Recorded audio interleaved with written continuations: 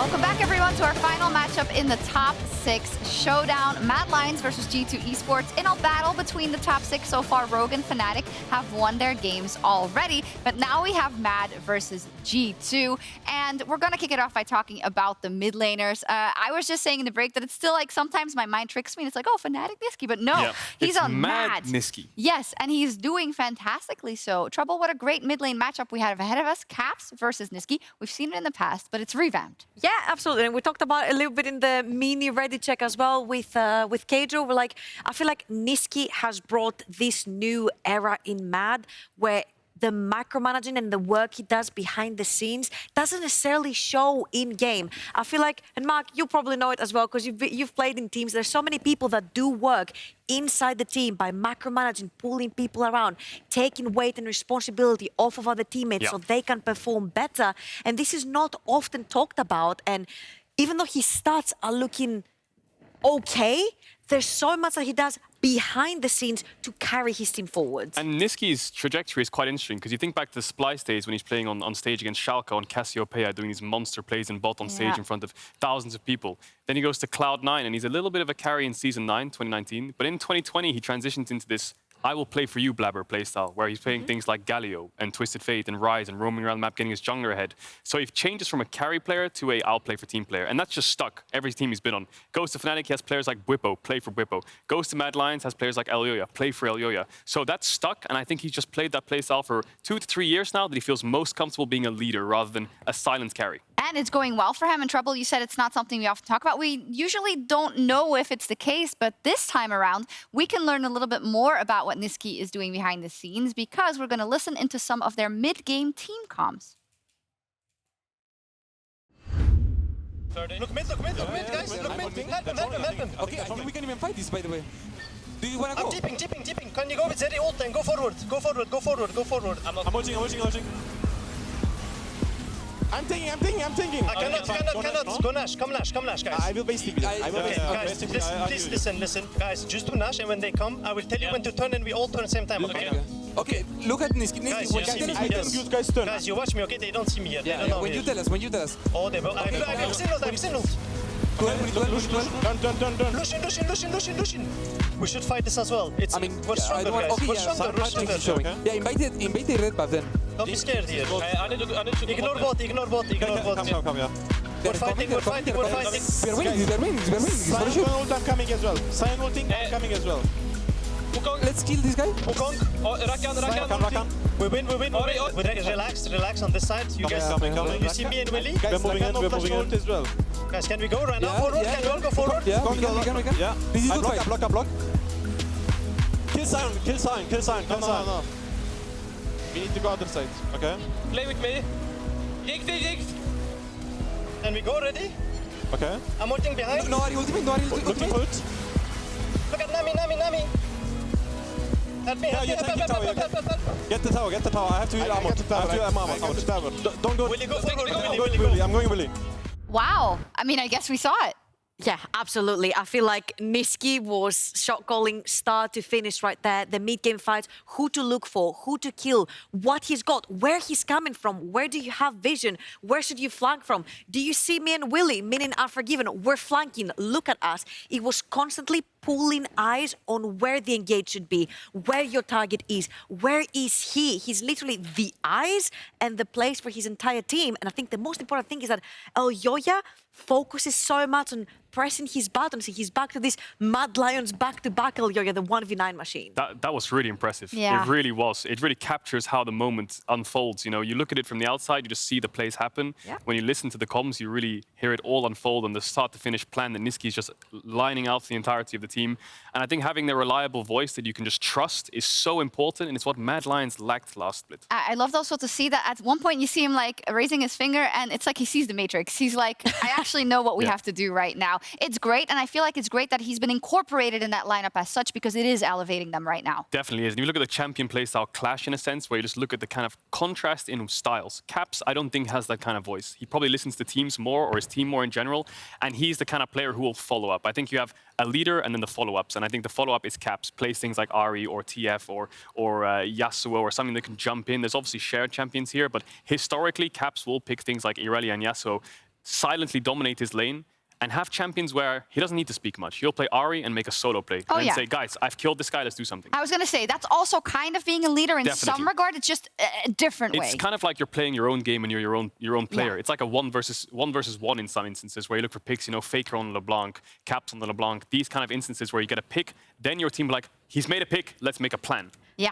I feel this ties so well to what I was saying earlier about MNS as well with the solo kills. The fact that somebody will silently carry, and the second you take one person off of the map, you're like, holy shit, we killed him, we're 5 versus 4, now we can make the plays. Definitely, and I think that it's important to know that these are the way they comfortably play the game. I think Caps can easily play roaming champions, Nisqy can easily play carry champions, right? This is just where they find the most success in the teams that they're in. And if we look at kind of how both teams like to approach the pick and ban, there are some interesting differences. And I want to start with G2 and their flexibility. We've seen a lot of it already, and a lot of it helps because their bot lane can facilitate it. Oh yeah, definitely. Senna is a deadly champion to give to G2. The amount of things they can do with it, whether it's Flakked playing it or Targamas playing it, whether they're playing Senna bots, whether they're playing Yasuo bot, maybe they can even play Seraphine, whatever the hell they want. When that Senna is picked, you have no clue what happens. And historically, G2 is the team where until the last pick, you don't know where everything's going, is when they really catch you off guard. And they have that essence and that flair when Senna's on their draft. And I feel like that was a discussion with Flakked and BrokenBlade in PGL last week as well. They're like, who is the better Yasuo out of the 3 of us, right? They can literally flex one champion in all 3 lanes, make it so complicated for the other team to figure out how they want to draft for themselves. But I think the most important thing here is that, yes, there's a lot of flexibility with the Senna, but the bot lane always takes control of the draft. If you look at G2 on the blue side, they've picked Lucian, they've picked Zeri, they've picked Senna. First pick always goes down bot lane. And that's important to note, right? What other picks will we see apart from the Senna? I mean, you have to look at Mad Lions, you think of Zeri and Yuumi, these kind of champions that are going to be their prior picks, and with Viego falling down in the meta a bit, Wukong and Volibear raising up, there's a lot of pick and choose in what you do in draft, whether you target ban these champions, whether you prioritize your champions. These are the picks that we need to keep our eye on in this series. What is it like when you're drafting versus a team like G2 who has shown these different things? It usually isn't a good idea to try and ban one person out or to ban like a certain strat out, right? It's hard to say, because if you look at G2, they've played 4 games of blue side so far. Right. They've only played 1 game of red, and in that red side game they had Senna, so they had so much flexibility already. I think key for Mad Lions is, now that you're on blue side, don't give G2 Senna. You are stepping into the unknown because you haven't seen them on red side without the Senna, but making sure you get what you think is most comfortable, right? Whether that's a Zeri first pick and playing an Enchanter later on, whether you think it's a Wukong first pick, just denying the Senna, I think, is critical. I think Zeri is the key factor here because Unforgiven has shined on the champion very much. And something that is mind-blowing is that you mentioned how G2 has played 4 games blue side. Mad Lions have played 4 times red side. And now in 3 of these times, they've gotten Zeri on red side, which means other teams were prioritizing different lanes, right? But Zeri seems to be working for the Mad Lions. Now, being on blue side, the only game that they do have on blue side for Mad Lions, they prioritized Elyoya. They prioritized giving him this Wukong. And as we mentioned, with Viego falling down in priority, Wukong and Zeri, I don't know which one we'll see from Mad Lions. We'll see what happens. We're getting into the draft here on the desk. Mad versus G2.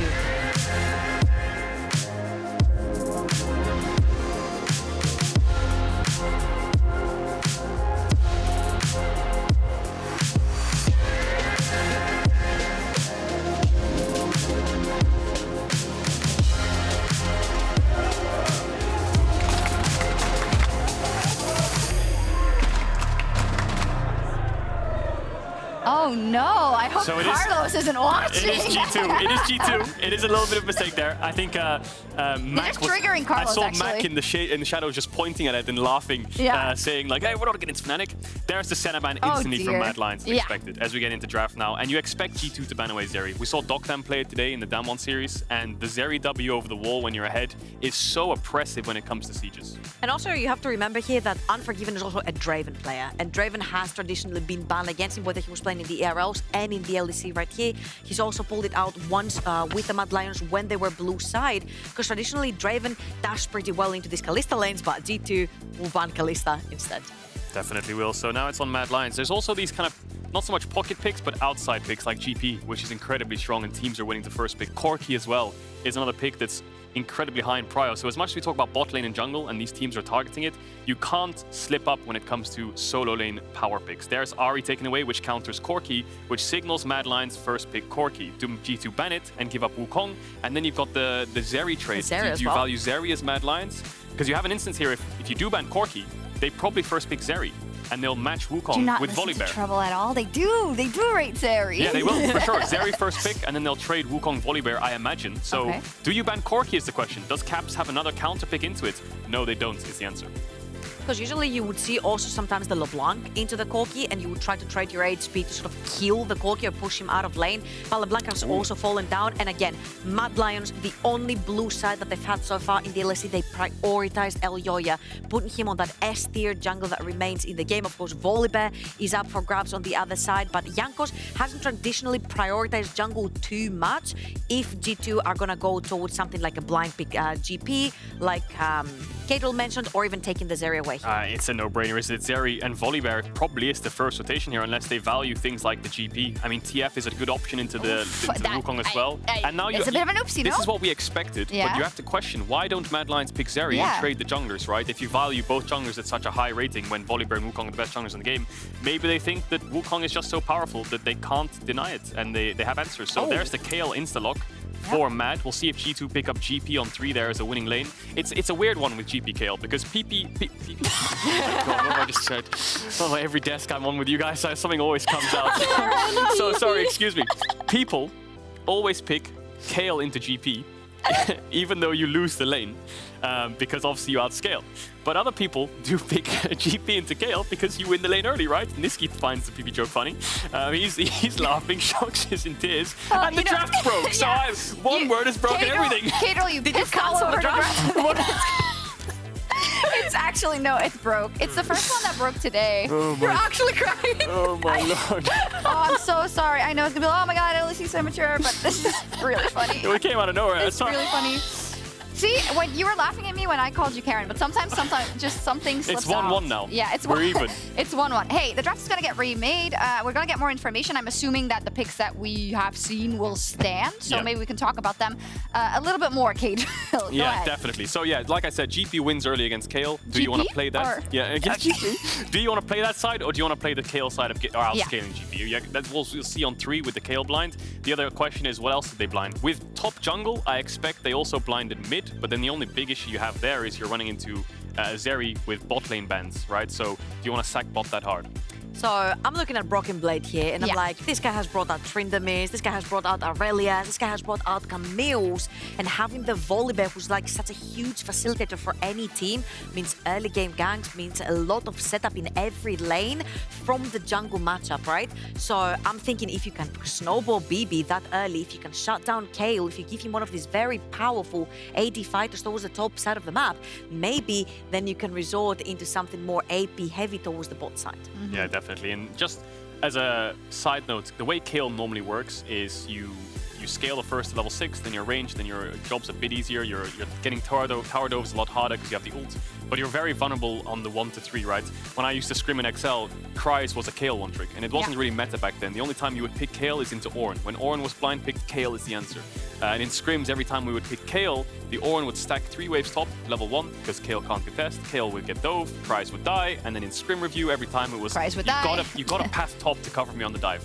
And that's the only issue. Cries dies now as well. Yeah. Oh, does he? Yeah. Oh, fantastic. Well, the main issue you had was the Kale is always so exposed on that 3rd wave. You have to cover the dive. But with the durability changes and the tower changes, you're not as exposed, and that's why Kale's risen up to priority a bit more, because your early game is a little bit more manageable. I think the draft will go pretty quick here. Yeah, it's the same for picks, and then we'll continue from there, basically. Yeah. So we'll get pretty... Ari will come out here, then Corki, then we'll see a Wukong first pick answered by Volibear Zeri, and then Kale something is the rotation for It's Matt. interesting stylistically also, I guess, right? Because G2 play around BrokenBlade so much. That hasn't always been the case for Matt, and I don't think Armut has been as prominent in the summer so far, right?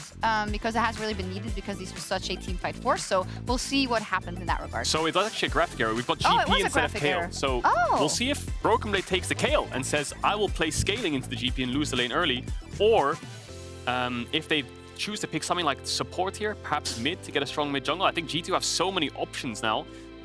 Range is so important. I was just touching on Docdam in the Damwon series today, how oppressive the Zeri W is. You have so much poke. Zoe can facilitate that poke as well. And I think seeing the Twitch, seeing the Zeri, seeing the late game scaling, and how these AD guys want to play the fights, I think Renata is going to be huge prior here. If you are G2, you're possibly looking to R4 the Renata unless Mad Lions take it away. I feel like Renata is one of these tools that when you have these hyper carries later on, it doesn't even have, your hypercar doesn't even have to kill one of your champions. It just has to get them low enough to force them to reset, and then you're suddenly playing -1 on the board. Yeah, I also think smart ban by G2 there. Ban away the TF, giving the enemy team double global and a stealth that can roam around the map can be very dangerous when it comes to being picked off. We'll have to track what mid laner... All your setup for the Kale. Yeah. We'll see if they do go for the Kale. Yeah. Renata, I think, yeah, definitely a really good point. I think Rakan could also be a pretty big pick in denying the Twitch, because when the Twitch opens up, I feel like G2 lack a lot of stop the Twitch kind of buttons in terms of CCing the Twitch. Also, what kind of enchanter will Kaiser go for? There's the Kale ban, of course, like I said many times, does kind of counter the G2. We did hear in the beginning that Twitch is probably a good matchup versus Zeri in certain situations, but I feel like it's not like cut or dry because it's a difficult one regardless. So I think when I speak to most bot lanes, it's 80% support pick that determines the lane, 20% AD pick in lane phase itself. Out of lane, then you can see the counter matchups. I feel like these two AD carries are very similar as well, right? Later on, they want to play with their longer raids, the Q from the Zeri and the ultimate from the Twitch. So they pretty much are picked into each other because they can very safely scale outside of the lane. Now, my only issue is that I feel like G2 have read Mad Lions really well because the picks from Nisqy that remain is that Sylas. But if you look on the right side, whose ultimate are you really going to steal other than Volleybase? They haven't given him really much choice to blind pick the Sylas right here. So now that I'm looking over to Mad Lions, I'm like, what have you got left for me? Because the one thing that comes to mind could be that Azir coming in from Nisqy and the Swain, of course, that he's played previously. Wow, so they're scared of the Akshan top for BB. Of course, you have the passive where you can do double auto attack while standing still, so it means GP's barrels are horrendous. Does BB play Lucian? You know, Lucian top into GP, old school classic. Aatrox again, another melee champ, which will be very heavily contested in the level 1 against the GP, but it looks like they're going to hold their support pick for now. I feel like that unlocks Rakan, Renata, any kind of support blind here for Mad Lions that they're pretty happy with. Could also go for a supportive shield enchantery champ, things like the Karma, but of course playing things like Karma is very deadly. I think they need something that can lock this Zoe down and follow up with Wukong. Seems like a hard thing to do. Definitely is, because I mean G2 have a lot of range right now. There's the Renata. We'll see how G2 answer, because I think they knew that this would get picked up. Yeah, absolutely. I think Renata is like one of the most key champions in the bot lane right now, and honestly, having Aatrox running point blank into your team, hitting him with the hostile takeover, turning him into his team, I think, again, they haven't necessarily given Nisqy much choice here with the Sylas. You've got Volibear ult, you've got Aatrox ult as well. It's pretty good into Zoe in lane when it comes to clear-wise, so Swain that he picked last time as well, so was it the Swain or Sylas? Sylas doesn't have many good ults, so Swain it is again. Targa with the Syra hover, shout out. Yeah, shout out to Law there. Is it Targamas or is it Law? It is definitely, I can see him on screen right now. Oh, whoa, let's go, Insta-lock Zillion. Zillion. So, I'm a big fan of the Zillion pick. However, Mad Lions have a lot of AoE. That's what scares me about the Zillion. Zillion's very good into burst champs, right? And it's very good at giving move speed to Flakked, but a GP ult, a Twitch with Hurricane, a Wukong spinning, Swain ult, there's a lot of AoE damage here, so a lot of members of G2 could fall quite low HP. So he has to be very, very careful on who he chooses to ult. But Mad Lions, massive team fight. G2, lots of poke, but also pretty good engage. I was a huge fan when Malrang came into the league in spring and sported the Predator Volibear. Jankos has also played Predator Volibear this season. Now, having the Zillion in your team, you don't need that Predator, so you can go towards press the attack and play for these trades into the Wukong, right? So I want to see a lot of bot lane prior from the side of G2 and potentially helping Jankos get unlocked on the map, getting these ganks early on. This is a great couple of drafts for this last game, actually. It is definitely. I think there's a lot to work around. Level 1 top is going to be really important. Bot lane push is going to be so important. Mid jungle will be very contested. For G2, it's all about poke, landing the right skill shots, getting set up. For Mad, they can brute force their way in, and if they can get any ults on the backline, they're just going to get melted. Caps needs to be very careful. Yeah, gonna be so cool. Also, a huge matchup, I think, for the both of them. G2 wanting to get another win on that board to stay at the top of the table, and Mad, they are in the top 6 now, but of course, with the changes to their lineup now, they'll want to stay in it. Yeah, absolutely. And honestly, this is going to be a statement as well, taking down G2. Not a lot of teams have managed it, only one. Now they could make it 2. They could make it 2. Indeed, fantastic drafts, fantastic teams. Time for our last game of the day, G2 versus Mad.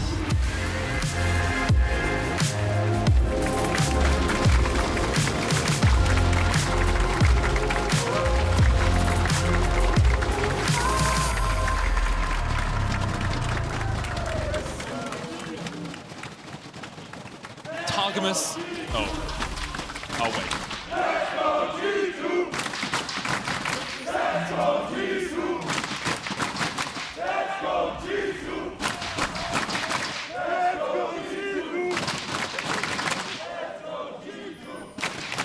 Seems like Ocelot found a lot of PayPals this time.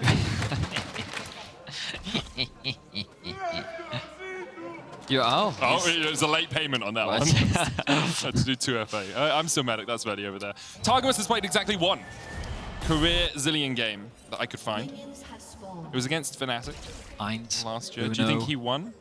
I'm going to say boop, boop, boop, boop, boop, boop, boop. Yes. He did. 0-0-11 has never died on the champion. Never died on Zilean. Does that really count on Zilean, though? Yeah, because you want to use your ult on other people. Yeah, but I think Zilean ever truly die? I've heard in the lore he's like turbo broken. Like, but lots of things are turbo broken in the lore, and perhaps this invade will be turbo broken as Jankos. I don't think this is good. It's not the best so far. They're going to turn the damage back onto Jankos. Remember, no stun on that volley, but it took the Storm Lightning first. Elyoya's Chase continues. Elyoya has that Conqueror fully stacked, as you say. BrokenBlade with a good Q there. Won't knock them back. Has to flash, though. Okay. It was good. It was indeed very good. The initial trade looked bad because the damage from Jankos was, well, quite prevalent, largely thanks to the E.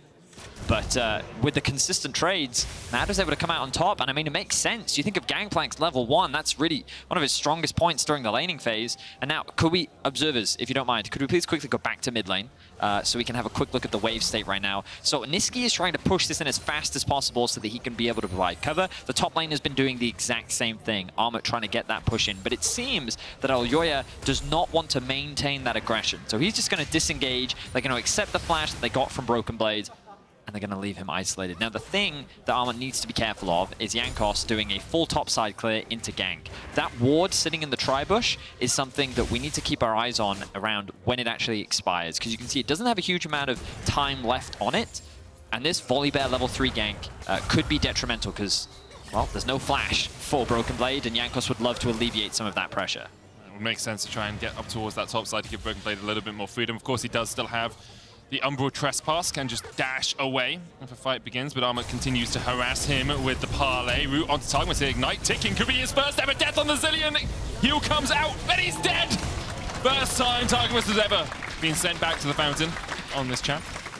Begrudging claps from the Cloud as the largely G2 fans watch as Targamas gives away first blood to the Mad Lions, but an incredible first blood from the Mad Lions 2v2. Renata Twitch. Not a lane I expected to get first blood on, especially at level 3, but props to Unforgiven and Kaiser. Mad Lions, a team that I think we can both agree should really be 4-1 in the standings right now. Rogue was able to sneak away that victory from them by stealing away that Elder, but Mad have had a very impressive start to the split. And getting a win against G2 would be massive in terms of their momentum in the first half. Jankos now back on the aggression, though. Caps has to push in mid lane. There's the long range, Sleepy Trouble Bubble, flash away. The chase comes in. Kaiser looking for the shield, gets it. The handshake coming back. And you're trying to get the bail out. They look for the Caps, so they can't quite find him there. Jankos turns his attention over to the Mad support. With Hylissang, Targamas coming up to join him. I see enough Zilean Hylissang to that one wrong. Targamas coming up to join him. G2 will be able to get out of there. It was a great Sleepy Trouble Bubble.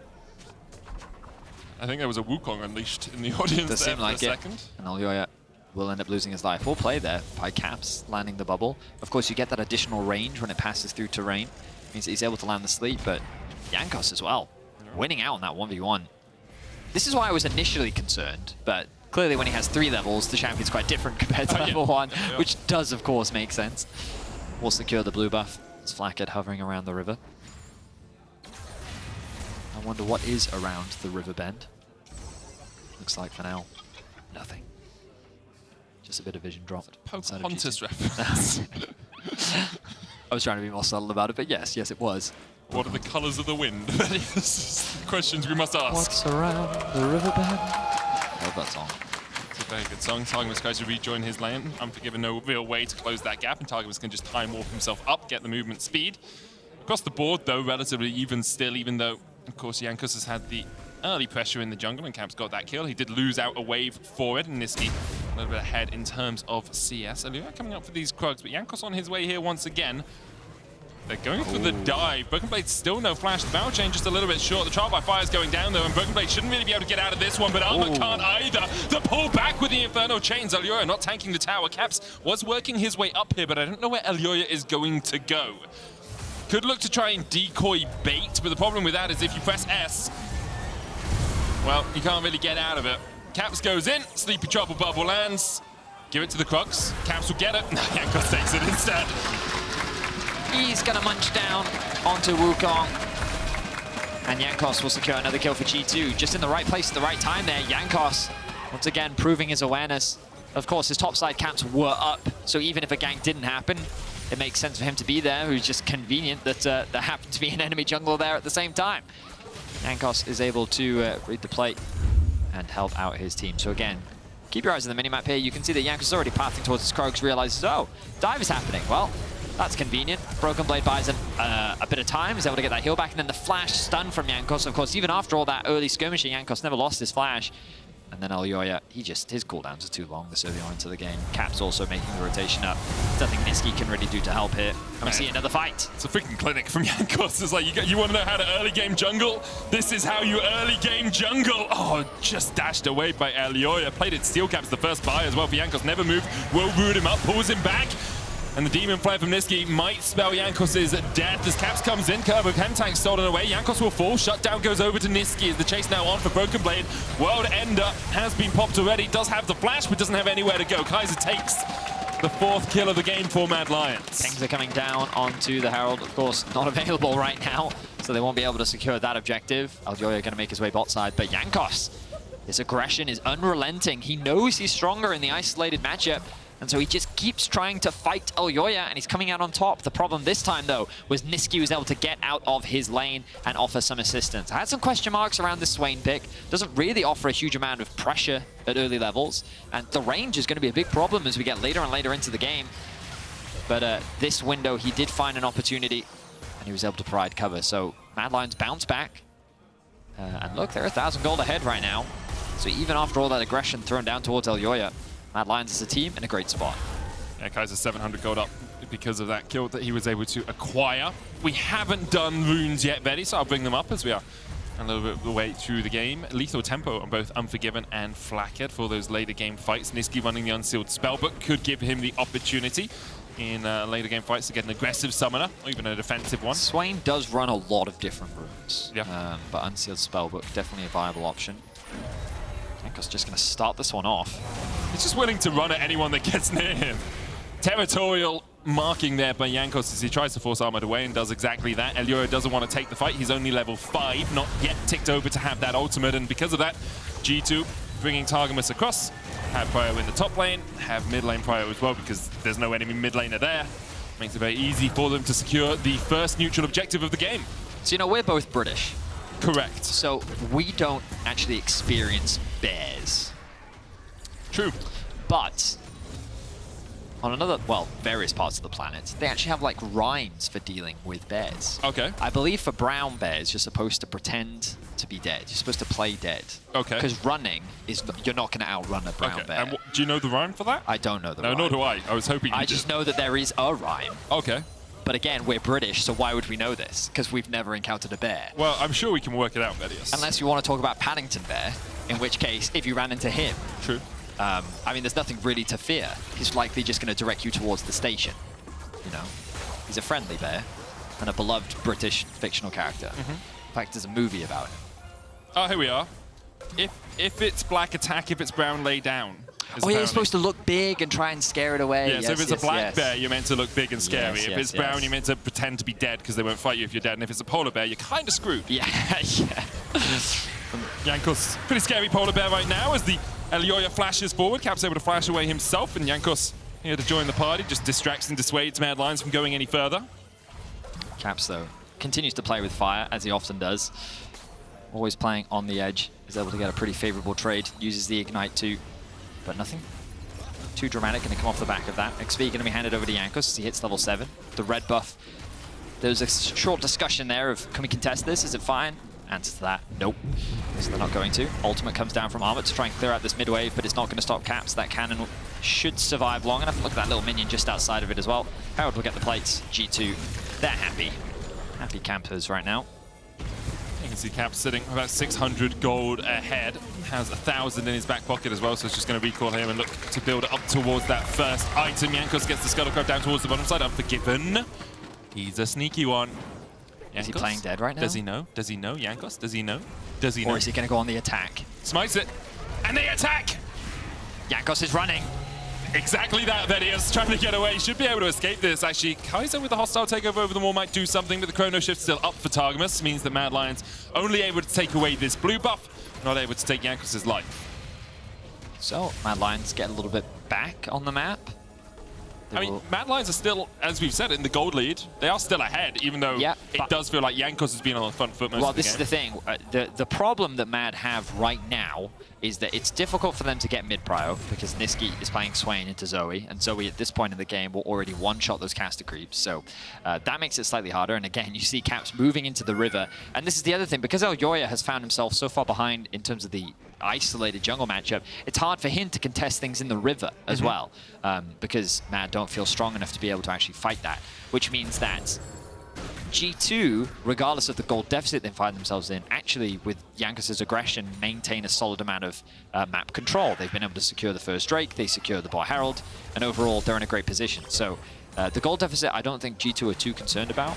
The big thing is scaling, and the question I have mainly about this Twitch-Zeri matchup is obviously they both scale very well, but it's the same situation as last game with Astralis, where I think range is a really big deal. Damage is all well and good in the late game, but only if you can land it. And you have to debate how many backline threats there are. And the thing about having very long range, for example, Zeri and Zoe, is they don't really have to put themselves in much danger to be able to do a lot of damage from long range. And I do believe we're playing on the patch where Zeri's W got nerfed. Yeah, it's only 130% AD scaling but it still hurts, you know what I mean? Especially in the late game, as they look for a play on a Nisqy. Does have the flash and heal, he should be fine. Oh, he's not going to pop the heal? Okay. He's asleep underneath the tower here, should be able to survive though, didn't pop anything. Knew he could tank up for a long time there. It's G2 invest 4 players towards the mid lane. They do chunk out Nisqy, but he can just clear this wave and back. Doesn't have the TP at the moment off that unsealed spellbook, and Mad actually trying to use this time to keep Flakked and Targamas away, and gives Unforgiven a little bit of extra time down towards that bottom tower.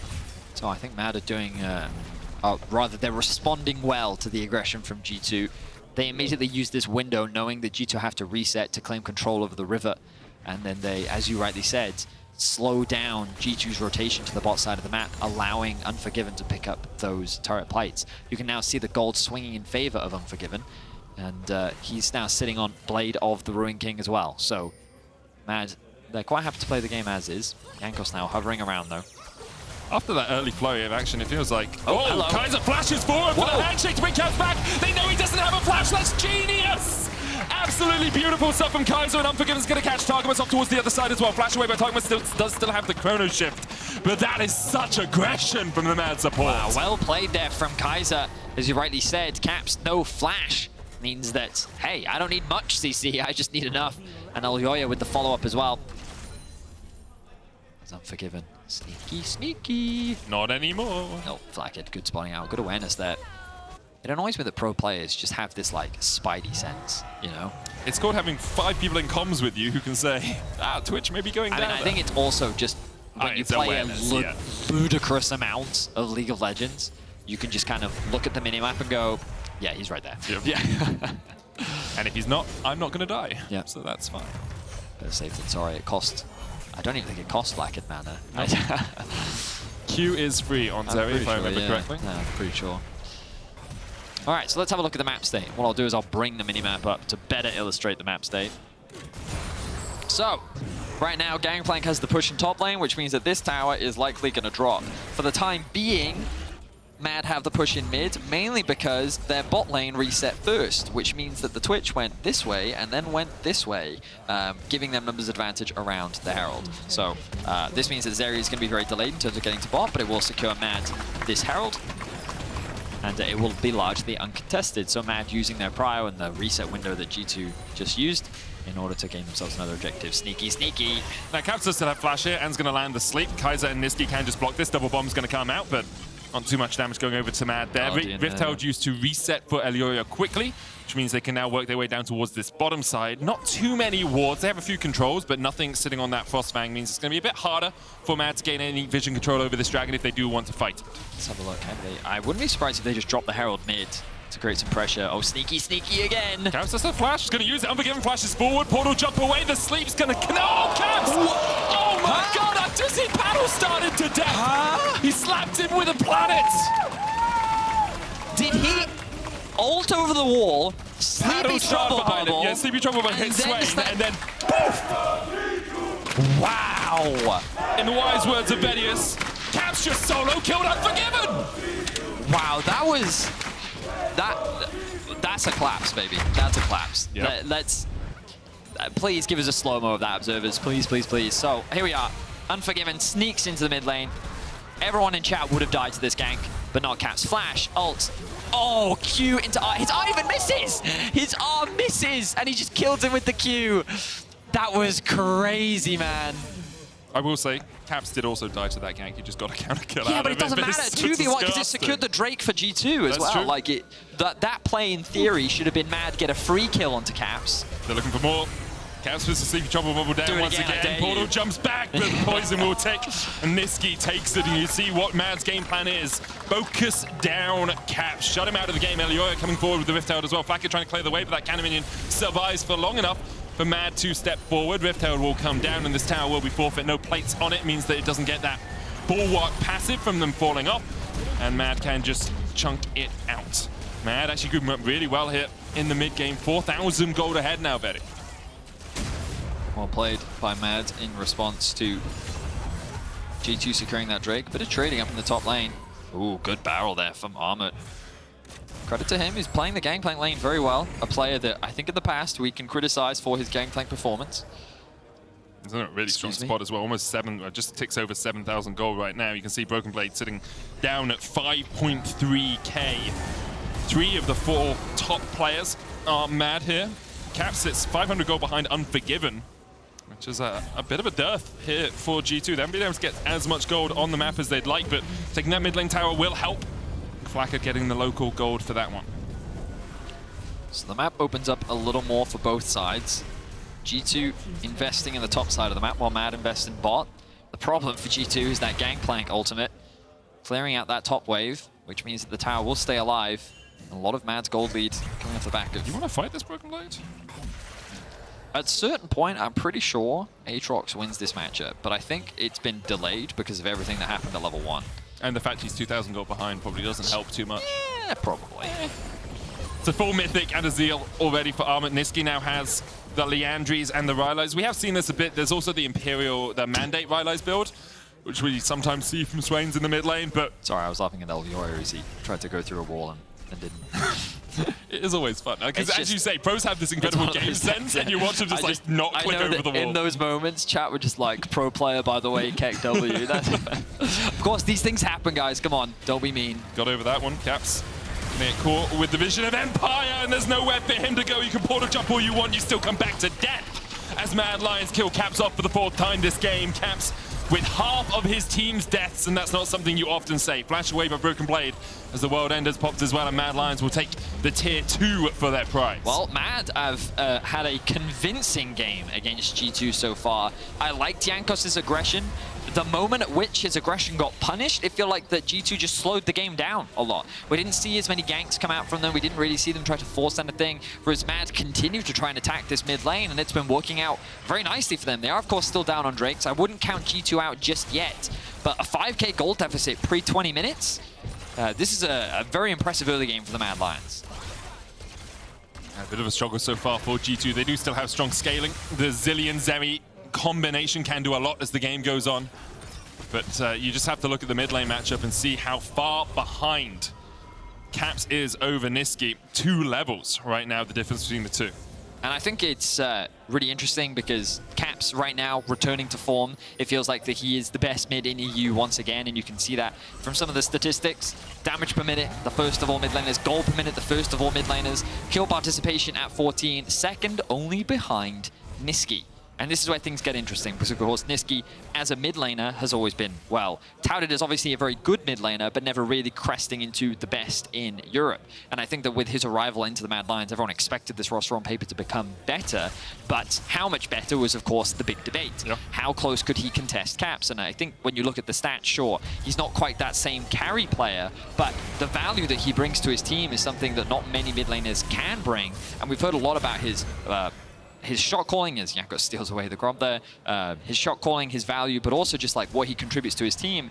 He has a high KP because he's involved in a lot of what the Mad do. The team either plays around him or he plays for his team, and he's trying to showcase a lot more flexibility compared to what he showed in the past on previous teams. So an exciting team to watch. Two mid laners really trying to prove themselves as Caps kind of returns to form this year. Yeah. Well, not even this year. Like, Split wasn't the best for him during the regular MSI season. onwards, I feel he's... well, his playoffs was good. Playoffs was good. You're right. And Nisqy, after not really getting to play for a Split, as both these teams right now locked in combat. Mad Lions with the 5k gold lead for now. Dragon has been secured, which means that there's no real objective on the map. The question is, will someone try to flip a Baron? It's always a possibility. I do like the fact we saw Nisqy there using Vision of Empire in the bush next to Armut, just to check to see if Armut was going to be ganked from behind that tower. It is one of the powers of Swain, that long-range ability to gain vision. A bit like Ashe E, but obviously you have to hit an enemy to make sure that you know whether they're there or not.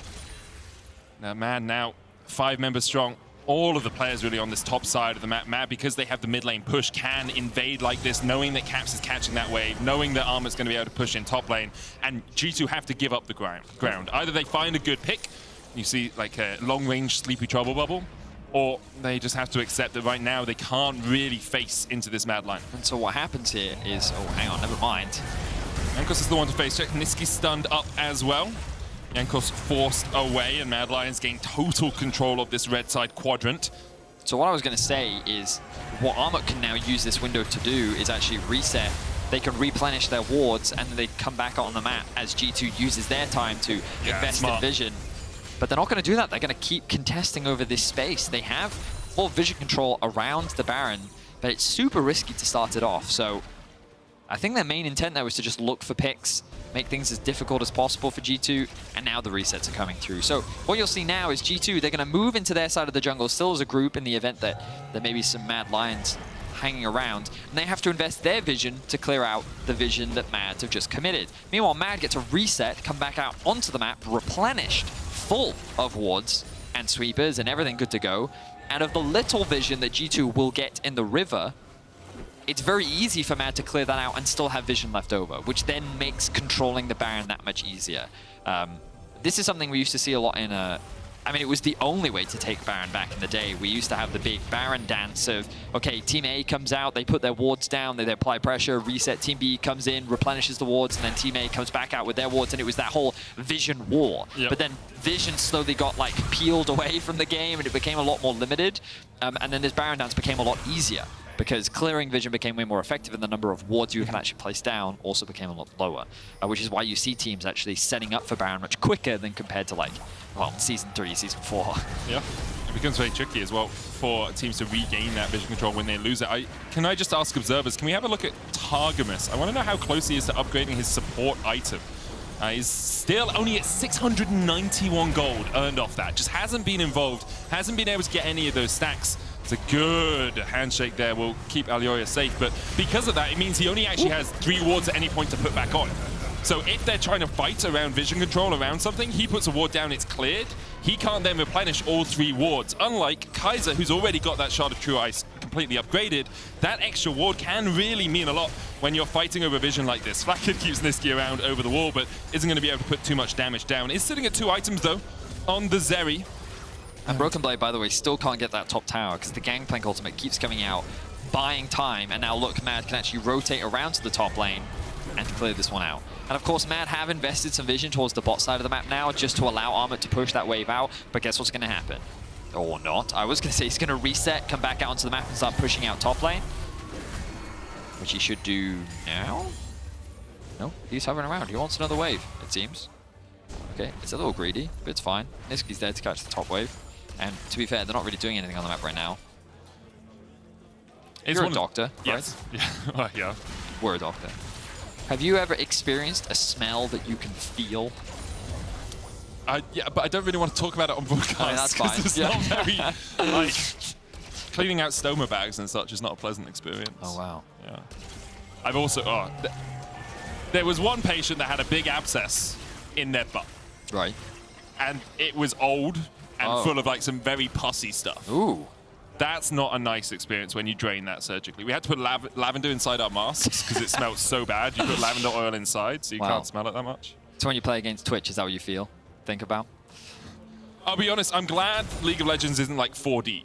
You know, with like, you go to those movie theaters and they have water spraying in your face and then there are smells and such. I've never been like that, but that sounds really unpleasant. Well, it's quite fun for the experience, but if the experience is a positive one. Yeah, if there's a sewer rat in your face, probably wouldn't be too enjoyable.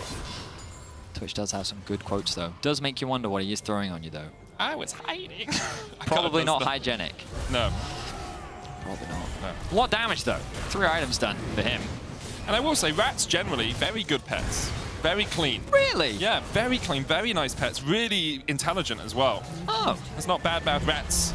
Although sewer rats, carriers of disease, bubonic plague, etc. So some rats, but pros and cons. It's kind of pros like humans, you know. Some humans not the nicest, some humans great. Right, pros and cons. Fun facts with Medic. BrokenBlade here looking to just try and clear out the wave. Misses the Darking Blade, gets pulled back with the Never Move, and the Vision of Empire comes down as well. Doesn't quite get the drag back of health from that. But it feels very much like the game has slowed down. G2 taking 2 early dragons. What makes you say that, Medic? Perhaps the fact that I'm asking you questions about your Let's look at the medical runes history. again. Ooh, Nisqy's still running Unsealed Spell, but that's interesting. What summoner spell is he running right now? I can't tell because the runes are up. Right, can we bring TP? the runes down and then maybe you can check the runes later? Yeah, he's got TP. He's gone back to TP. We didn't need it because he was TPing in. We could have known. What is he going to change it to? Cleanse. Yeah. For the Sleepy Trouble Bubbles, makes sense. Guys, I'd love to tell you about what's going to happen next, but the Dragon is gone, Baron is up, and Mad's probably not going to flip a Baron. You know what's going to happen next? Gold on the scoreboard. Oh, I actually Such a subtle change. It is a subtle change. Sometimes you've got to surprise them with the subtle change. I think, as a feature ad, we could have a wablam every time we change the gold. No, mate. We've had jingles when Total Gold's come up in the past. True. But we used to never hear them. That's true. That was nice for us. I got enough tweets about it. That's so. fair. But yeah, Forget that you, mastermind of the broadcast, control everything. Caster, please If you guys start have, fight. You can, you guys can Caster, tweet press at fight Medicast. And if you make requests on Twitter, I'm sure he can just make them happen right You can now. shout them in the audience as well. We're listening. Yeah. Reminds me of, you remember the last time the LEC went to England? That was season a long time 5. ago. Season 5, 2015, I think, right? Maybe even and season 4. there was a prolonged game. Oh. And someone in the audience shouted, "Fight you."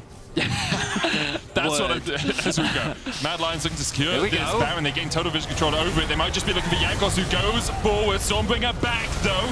Lots of damage from the Ultra Laser. Good hostile takeover. Unforgiven on the flank. Chrono shift onto one. Stopwatch on another. Jankos falls down, though, and Unforgiven, the Cleanse will be able to get away. Targamas is going to go down as well, and Unforgiven, the sneaky rat that he was, finds the fight that Mad Lions were looking for. BrokenBlade able to get a counter kill. Flakked going forward. Armut going in.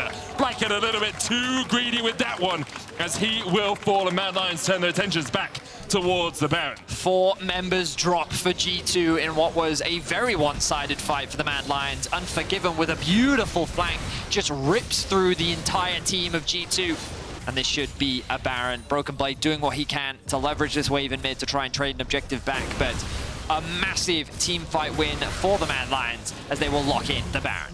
Unforgiven was hiding on the backline, just found a perfect opportunity. Targamas had to chrono shift himself.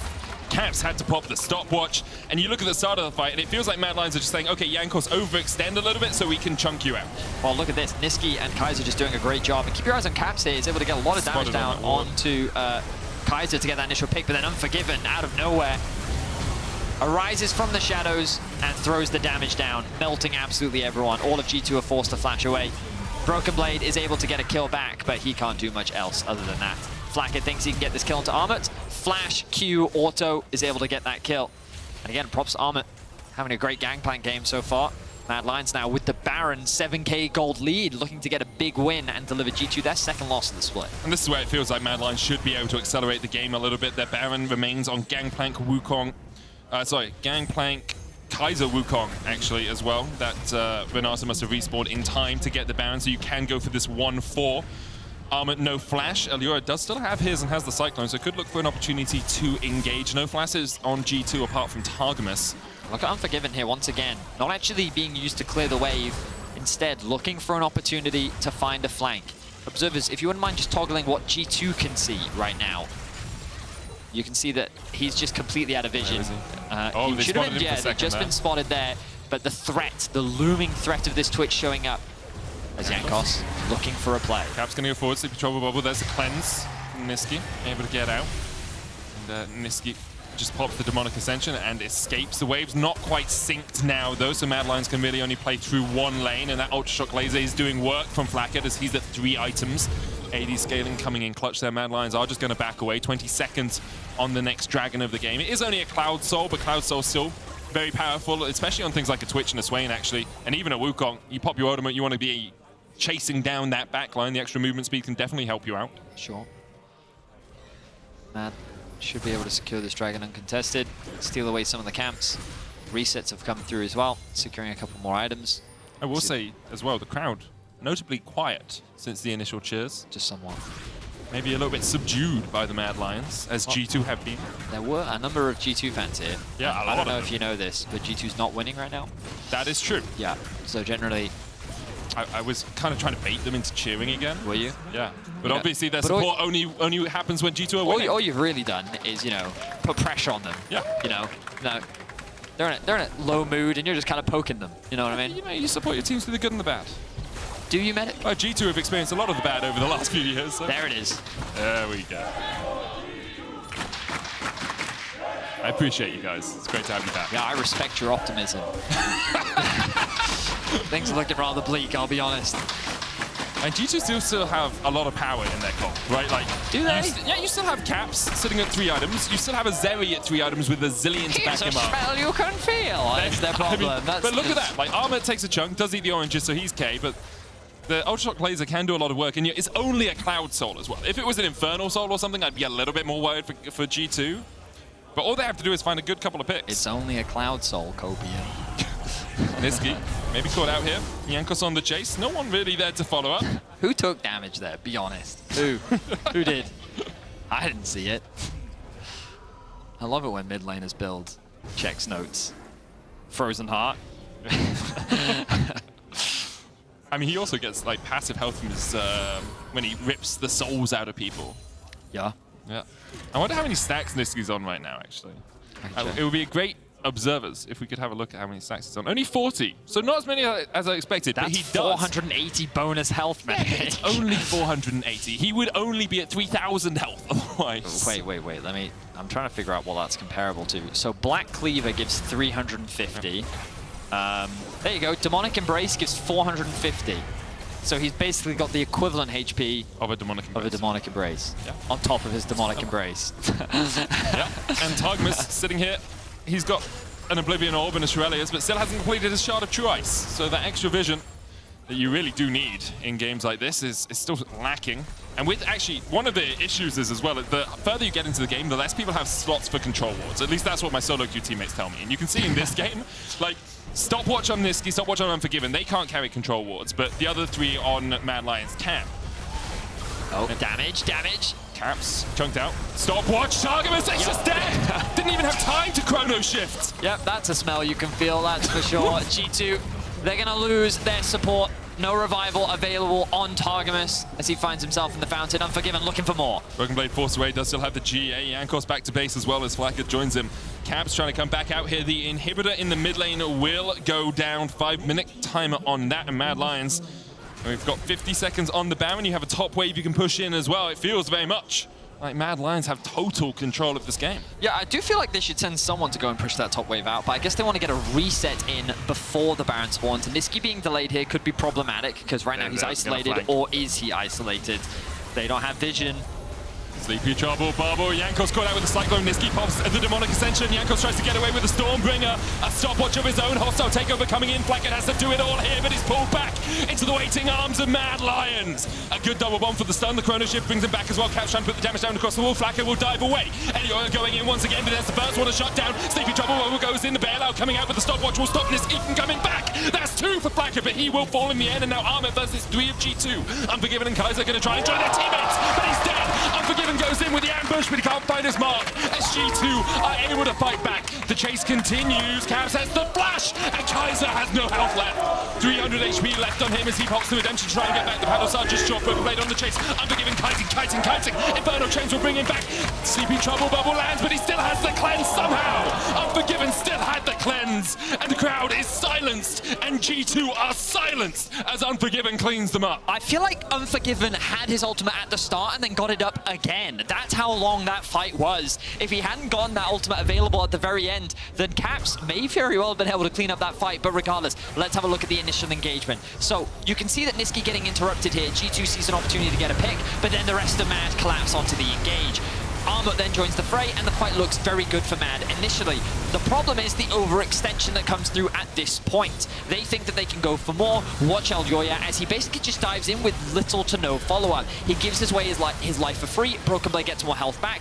Armut is able to trade this for Flakked, but this is where things get interesting because Swain drops as well. This means that G2 can leverage their range and chase down to start picking up the remaining members of Mad. And things are looking great for G2 until Unforgiven gets his ult and turns the fight back around.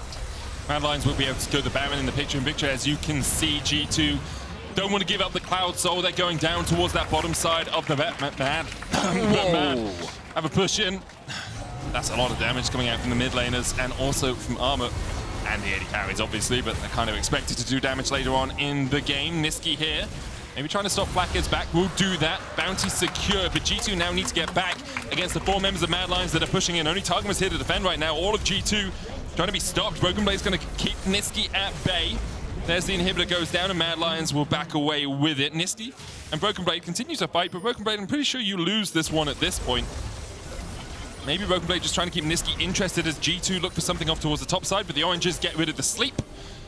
And Mad Lions will be able to retreat. 2 inhibitors now down for G2. 2 minutes on the mid lane one. 10,000 gold in the hole, and Mad Lions continue to have control of this game. You can see that, again, Mad's engage is not the strongest, which is why we're seeing such a long, drawn-out game, because it's not easy for Mad to leverage their lead and just immediately snowball this.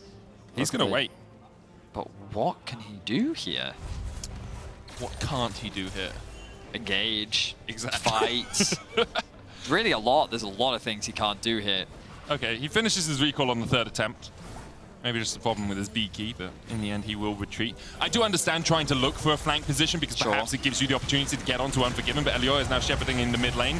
With the Baron buffed minions, it's going to be hard for G2 to fight this battle on 2 fronts. The cannon minion still stands there. Continues to chip away at this bot lane inhibitor tower. Jankos down to about 2/3 HP in the mid lane as Elyoya continues to buff up these minions. Mad Lions now pushing in towards the bottom side. A little bit of damage there onto Nisqy. Sleepy Trouble Bubble is going to go in as well. Caps looking forward, but Elyoya has the flank position now, and Targamas going to have the Chrono Shift on himself. Elyoya looking for that Cyclone still. Lightning Charge coming out from Flakked. He can open up big here. Nisqy going back here, but he's not going to find a kill to get the bailout out. Redemption goes down as Caps continues to harangue and harass. Off towards the side, Powder Star just short. Inhibitor tower does fall, but the inhibitor remains. 1 Nexus tower goes down as well for G2. So I will say, you're continuing to see the struggles of Mad's composition where, because they don't have a lot of crowd control, Caps and Flakked actually have a lot of room to play. Like, Caps is in no real danger unless Elyoya can get on top of him, and as long as Unforgiven isn't finding another flank, which is very difficult to do when G2 are just stuck in their base, it becomes very difficult. So, especially this late in the game, it only takes 1 good paddle star from Caps to just win a team fight for G2. So again, like, it was a 1-for-1. Nisqy loses life, regardless of how tanky he is. He can't just sit there and tank forever. And it's this weird stalemate where G2 can't end because they're so far behind unless Mad can get this pick. Oh, BrokenBlade's being caught out, has no flash. Elyoya flashing forward, Cyclone up in 2-1. Didn't have it in time. BrokenBlade able to walk away from that one. Well, so the big deal about that is that Elyoya now doesn't have his flash for the upcoming fight. This then makes it even easier for Caps and Flakked to play, as Flakked is in 8 seconds just about to come off cooldown. Mad are doing what they can to try and pressure this final inhibitor, but G2 have stalled so much that Caps now has 4 items, Flakked has 4 items, Flakked's level 18. Like, the gold is much less relevant at this point than it was earlier. Of course, BrokenBlade is still very weak, but oh no, Elyoya, G2 spotted you. Jankos just going to clear out the ward there. Jankos not as tanky as he'd like to be, only Force of Nature and the Turbo can tank alongside that Warden's Mail. So I think Mad is just trying to split G2 up right now. You can see they're just trying to separate the pack. Armut's happy to tank that bubble. Unforgiven needs to be hitting these inhibitors, really, if they want to clear them out. And G2, they don't want to overcommit. Now they're trying to find a single target onto Nisqy, but he has the Ghost thanks to the Unsteel Spellbook. And now by splitting G2 a little bit more, it's made the siege a little bit easier for the Mad Lions. And it makes sense as well, because if Flakked isn't there, like, Flakked is your true DPS. Caps can put a lot of damage down, but it's in bursts, right? It's paddle star, can you connect? Whereas Flakked is the guy that's going to constantly chip you down in the middle of a fight. So if Flakked's not there, you can push up a little bit more. You don't have to worry about the turrets there either, because they're all fallen. Now only that one inhibitor in the mid lane stands. Mad Lions continue to push in. 10,000 gold ahead, but as you say, the gold matters less and less as the game goes on.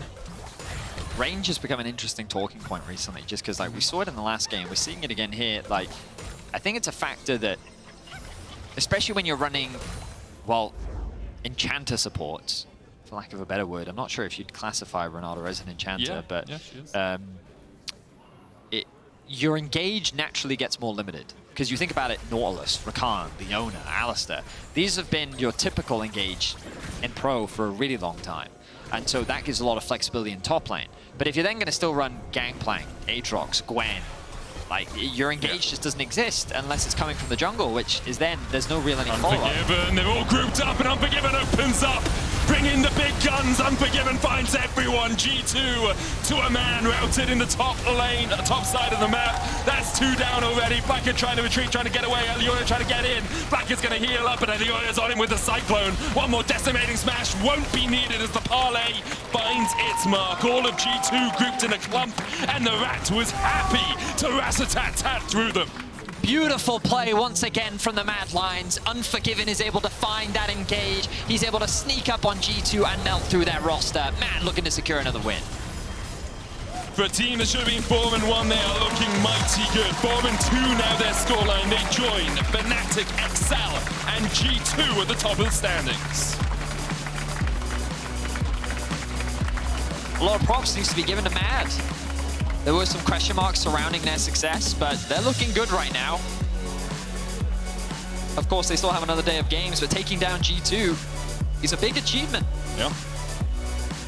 I think it's going to give the Mad Lions a lot more confidence, and when you think back to it, 7th place is where they finished last split. Back-to-back champions into 7th place. Mad wanted a change. They needed a change. They brought in Nisqy, and the change has been dramatic. Now, a third of the way through the split, they are tied for first with G2, XL, and Fnatic, as I said. 6 games in now, Betty. We are rapidly rolling our way towards playoffs and, of course, finals in Malmö. And a spot at the World Championship. Yeah. 3 of them, in fact. Yep. Over in North America, it's going to be a highly contentious spot here in Europe. The Mad Lions looking good. The return of Nisqy seems to have done wonders for the Mad Lions. We'll see how far they can go. Yeah, I've actually realised I've just been missing out Rogue as well in our tied for first. They're 4-2. Oh, right, of course. I hadn't updated my little spreadsheet, so yeah. 5-way tie for first. Not really what I think any of us were expecting. Yeah. But yeah, with their win today, Rogue. I mean, it definitely feels like that right now we're getting a little bit more consistency in our top teams. They seem to be beating the bottom teams. We're not seeing the same random losses that we would often see last split. Yeah. But let's see if that can continue. We're early on still. Team still ramping up. I think there are positive takeaways here from G2. I like Jankos' aggression. I liked what we saw overall. Early game was really strong. Yeah, but just a couple bad fights with Unforgiven really coming up clutch. Unfortunately, he is on your key player of the game. Armut, Nisqy, Unforgiven. I really think it should go to Unforgiven. I think he won the crucial team fight around the Baron, and then I also think that he won the game. Yep, that final flank was just really good from him. And I respect that he had G8, flashed in, killed himself, and just to get the fight going and making sure that they can win the fight. So he deserves it. Yeah, it worked out really well for him. You Give it should to Unforgiven. vote for Unforgiven. He had a great game. I can see Nisqy getting ready with Law stage side to give us what I'm sure will be an incredibly insightful interview. What I think is really cool is in the Fnatic game, we saw the Zeri Twitch matchup where the Zeri won, and in this game, we saw the Twitch Zeri matchup exactly again, but things changed with the supports being slightly different. Yeah. Some cool things to look back on as we prepare for tomorrow. And Yeah, obviously didn't help that Targamas died level 1. That always makes that matchup a little bit more skewed in one way. We'll hear more about that matchup from Nisqy, who's standing by with Law. Thank you, Nisqy. Thank you for joining me. Quick words about the end of the game celebration. Looks like it was very personal. No, I mean, okay, basically BB was trolling us before the game. All right. And he was like shooing us when like I booed when they did their pre-routine game thingy. Yeah. So at the end we just back and yeah. What do you think about the pre-routine game, as you said, because they're really loud, and I know that for some team it can be maybe intimidating. So yeah, how did that go for you? I mean, I feel like for me it's more motivation than anything else. I kind of want to beat them more than usual. So yeah. They're just giving you more fuel, let's say. Let's talk about the game real quick, because you were in the driver's seat, but the game dragged out for so long. You were missing some engage, maybe to close out the game. But what would you point down as the mistakes that you made that prevented you from closing out the game sooner? I think maybe we should have dove them when we had Nash, and we went like mid-bot, and then also when they went on mid at like 30 minutes or something, I used ult for no reason, even though I was safe, and then that slowed down our Nash. So we had to take another Nash to close out the game. And also I feel like they were just kind of giving up everything and not really defending, which makes it kind of hard because they don't really make mistakes, I guess, that way. So yeah, I think they are not bad playing from behind, and at the end it was just a matter of us like, can we clean the game till the end or not, and we did it. So. You managed to do it, yeah. And before the game, we were seeing a mic check segment about you being the leader, of course, which is something that was... No, you talk a lot in-game, in the good sense, I mean. But is this the first time you have this kind of role within a team? I mean, even though like everyone actually thinks that I'm like leading in-game, I mean, I agree. I think I maybe talk like a lot, but I think right now it's still Elyoya making like the main calls. But I mean, I guess I'm like the second voice that like confirms it or says like other stuff. But I think right now it's still mainly Elyoya actually shot calling the game in general. But I'm there and like I think I help with it as well. So yeah, I think that's pretty much it. I'm not the main shot caller yet. So. All right. Yes, I hear yes, but. Is it a role that you enjoy, though? And do you think it changes your playstyle, the fact that you have to lead sometimes and in the base of the game? I mean, I think it's a new role that I didn't have in any of my teams before, where I feel like we lead the game like mid-jungle, I'd say, even in mid-game. And I think that's something I've never really done before, where communication-wise, I don't think I've ever talked as much as I do now, even though I don't even talk like that much now. But before, I used to be like way more silent on Fnatic, on C9.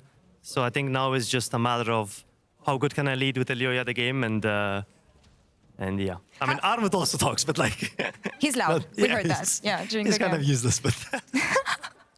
That's a bit rough. Okay, we'll just skip on this one. Of course, of course. Joking with your Turkish brother, Kushmore.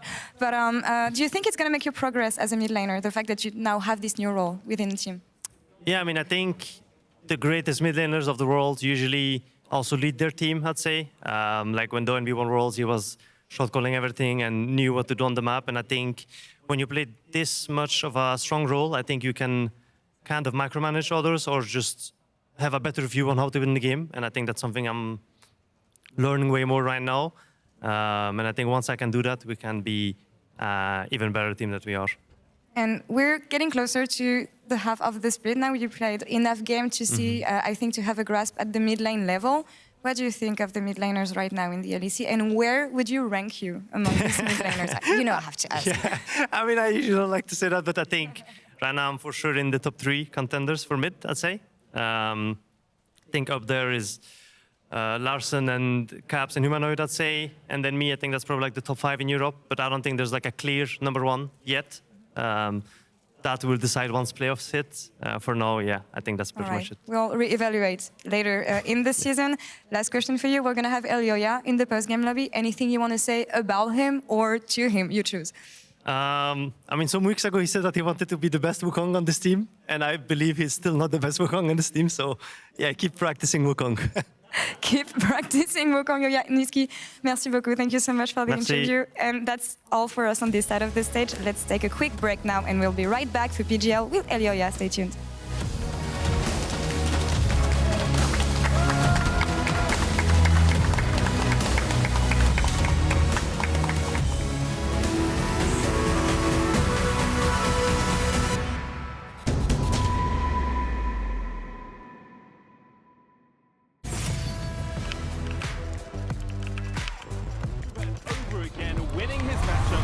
Control of this lane. Incredibly impressive stuff. Really inspirational.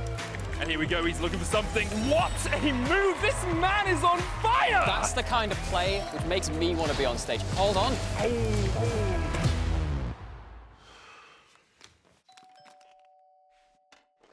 Thank you so much for joining me. Tell me, how do you feel after making that play?